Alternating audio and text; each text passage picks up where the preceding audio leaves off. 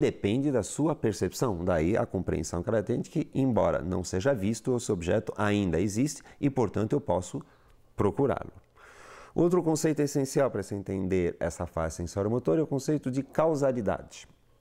Ou seja, o que é causalidade? Entender que os objetos do mundo, e a criança como um objeto nesse mundo, esses objetos interagem entre si e causam efeitos entre si.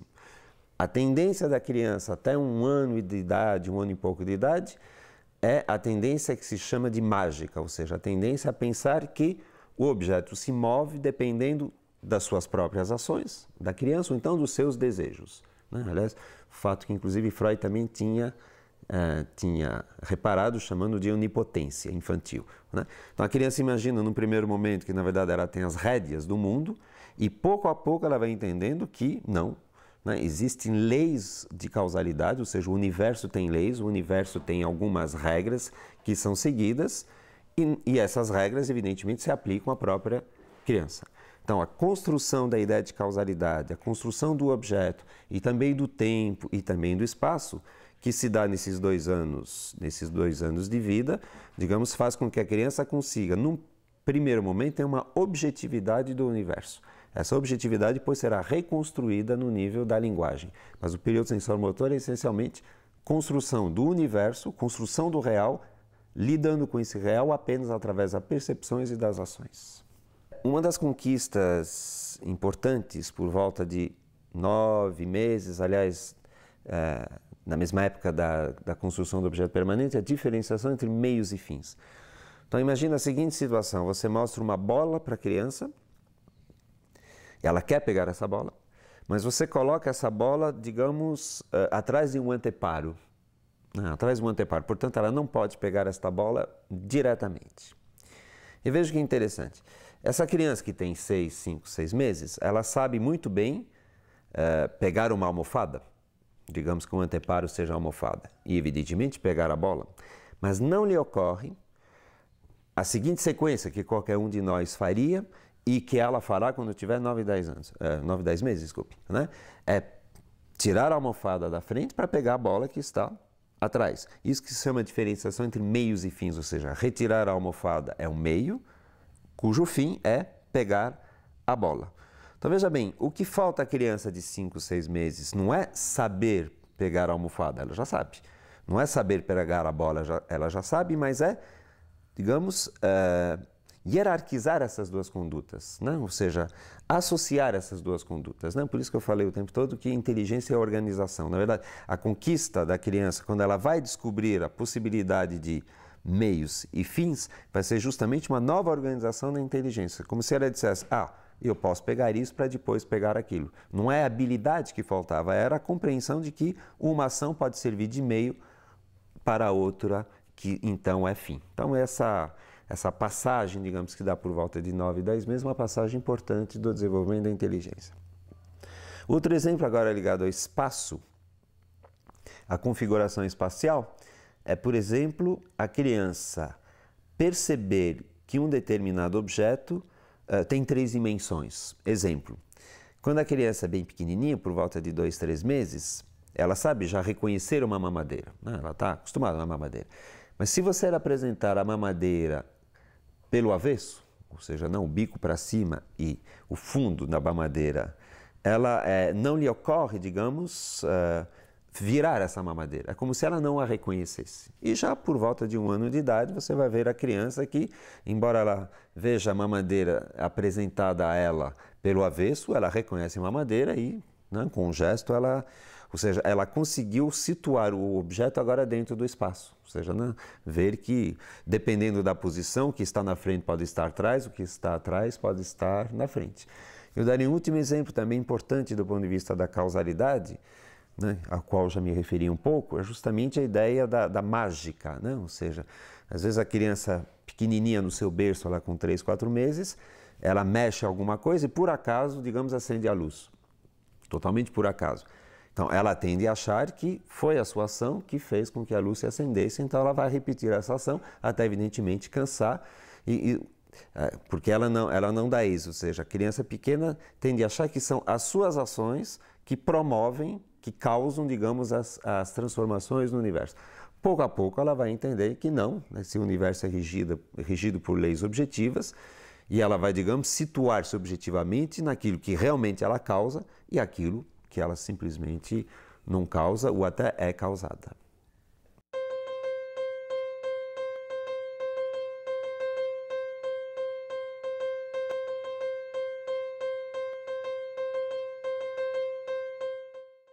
Com 2 anos de idade, há a mudança de estágio, né? Como eu disse, a mudança de estágio significa que a qualidade da inteligência se modifica.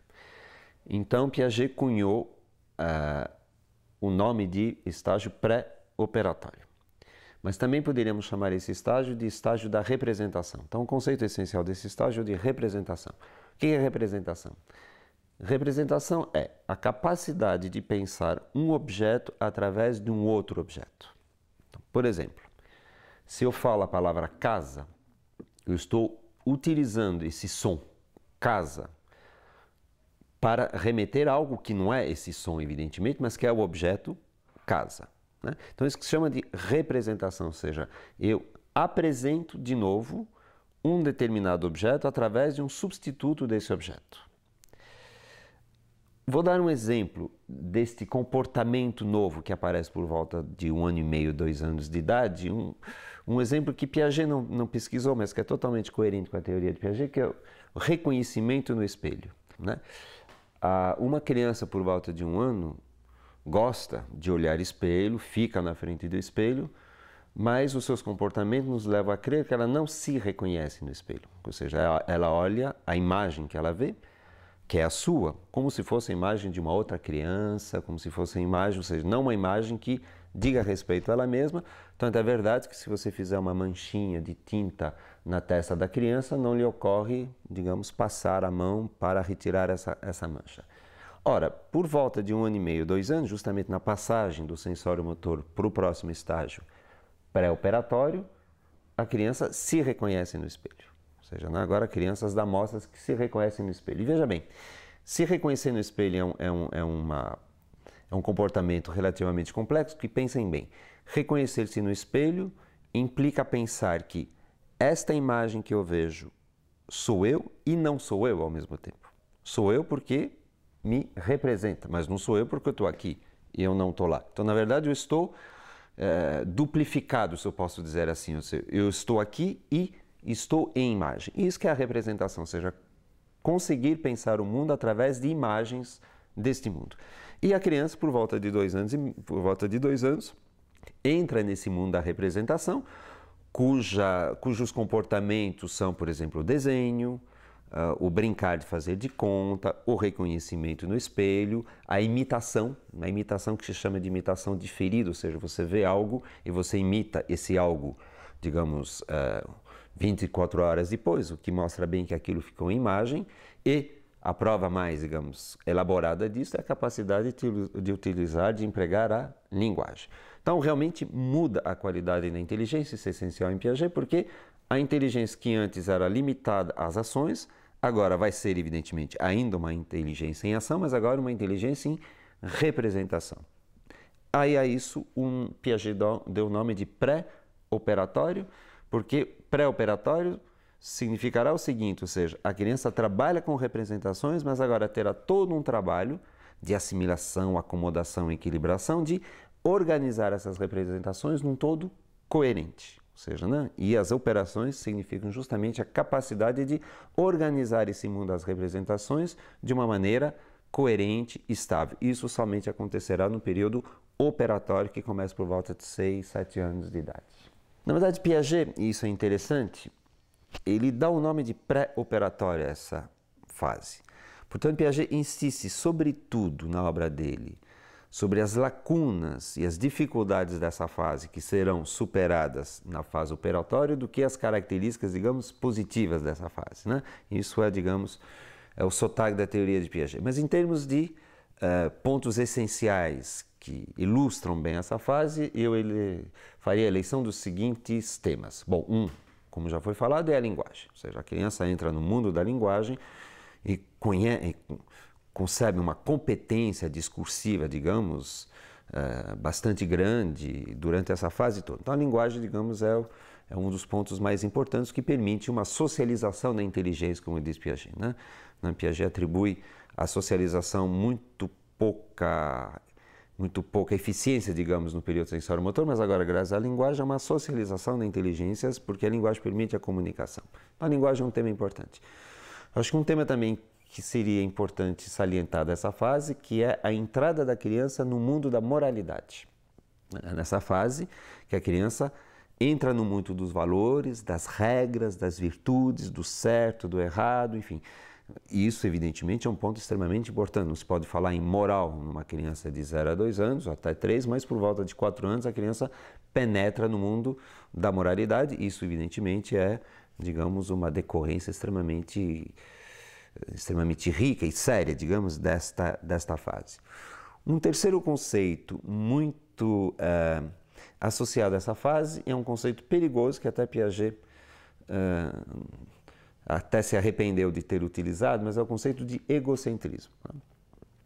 O conceito de egocentrismo significa o seguinte: não significa absolutamente que a criança está como se fosse autista, totalmente centrada nela, mas o conceito de egocentrismo significa que a criança tem dificuldade em perceber o ponto de vista do outro, ou seja, ela vê muito o ponto de vista do outro centrada, daí a palavra de egocentrismo, centrada no seu próprio ponto de vista. Exemplo, você, por exemplo, pede para uma criança, digamos, de 5 anos, a quem você acabou de contar uma história nova, né? Você pede a essa criança que ela conte essa história para uma outra criança. E você vai verificar que a criança conta, no fundo, como se a outra já soubesse a história. Como outro já soubesse a história. Dá um exemplo caseiro, né? É frequente você ver uma criança de 3, 4 anos chegar para o pai e para a mãe e dizer: cadê o meu carrinho? Ela tem 500 carrinhos, né? Vários, pelo menos 2, mas ela diz: cadê o meu carrinho? Claro que para ela está claro de que carrinho ela está falando. Mas como ela sabe de que carrinho ela está falando, ela imagina que o outro também saiba. Enquanto que uma criança um pouco mais velha não dirá: cadê o meu carrinho? Mas quer dizer, o meu carrinho amarelo, estou procurando um carrinho, aquele que você me deu tal dia, etc. e tal. Então são exemplos de egocentrismo, ou seja, né? A dificuldade de sair do próprio ponto de vista e colocar-se num outro ponto de vista de uma outra pessoa. Isso será um ganho do período justamente operatório concreto.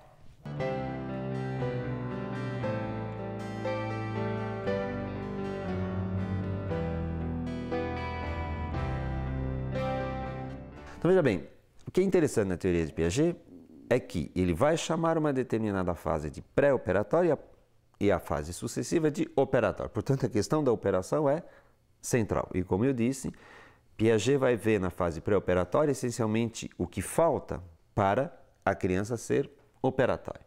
Então, por isso temos que definir o conceito de operação. O conceito de operação, tecnicamente, é o seguinte: é uma ação interiorizada reversível. Bom, então vamos explicar esses 3 termos. Ação significa ação, ou seja, manipular o mundo, trabalhar o mundo, agir sobre o mundo. Isso, a ação existe evidentemente desde o nascimento. Mas é ação interiorizada. Portanto, é ação através da representação, que significa ação interiorizada. Agora eu vou mexer no mundo, mas através da representação deste mundo. Então, uma coisa é eu pegar essa câmera e colocar em outro lugar, é ação. Ação interiorizada será eu imaginar colocar esta câmera em outro lugar, mas não colocar essa câmera. Estou imaginando que eu estou fazendo isso através das imagens que eu tenho desta câmera. No sensório motor, a criança tem ação. No pré-operatório, a criança tem ação interiorizada. E no operatório, ela tem ação interiorizada reversível. E reversível significa o seguinte: é a possibilidade de, em imaginação, na cabeça, de forma interiorizada, pensar a ação e a anulação dessa mesma ação. Ou seja, reversível significa eu posso pensar o que eu fiz e voltar exatamente ao ponto de partida, sem cometer contradições. Uma criança pré-operatória justamente não consegue isso. Não consegue isso. Exemplo, Você pergunta para uma criança de 5 anos de idade, daqui até Campinas, tem quantos quilômetros? Vamos imaginar que ela saiba a resposta, ela vai dizer 100 quilômetros. Ou seja, né? Ela não está indo até Campinas, ela está parada pensando. Então, de São Paulo a Campinas, há 100 quilômetros. Aí você pergunta para ela a reversibilidade. A reversibilidade, no caso, seria o quê? Agora vamos pensar de Campinas para São Paulo. Evidentemente, em boa lógica, se de São Paulo até Campinas há 100 km, de Campinas a São Paulo também haverá 100 km. Nada mais do que eu fazer a volta. Só que a criança pequena dirá, não sei. Outro exemplo clássico da teoria de Piaget é a questão da parte do todo. Uma criança pequena poderá entender que ela mora, digamos, num bairro, né? Digamos Butantã. Ela sabe também que mora num lugar chamado São Paulo, mas terá muita dificuldade em entender que Butantã é dentro de São Paulo. Se ela está pensando em Butantã, quando ela está pensando em São Paulo, é São Paulo. Nessa mesma linha, se você pergunta para uma criança, tem mais rosas ou tem mais margaridas? Digamos que tem essas flores na frente dela e que tenha mais rosas, ela vai dizer tranquilamente, porque a percepção basta para isso, ela vai dizer que tem mais rosas do que margaridas. Mas aí você faz a seguinte pergunta para ela, o que tem mais? Flores, significa o conjunto das margaridas mais as rosas, ou mais rosas? Aí você está pedindo para ela comparar o todo, que é juntar margaridas e rosas, com a parte, que é separar margaridas e rosas e ficar apenas com as rosas. E a criança não sabe responder, ou então não responde frequentemente, tem mais rosas. Ou seja, o pré-operatório é, sintetizando, ação interiorizada, mas ainda não reversível. Entenda-se, não reversível, ainda não com a organização lógica dessas representações. O período operatório será justamente a conquista dessa organização lógica do pensamento que permite chegar à verdade.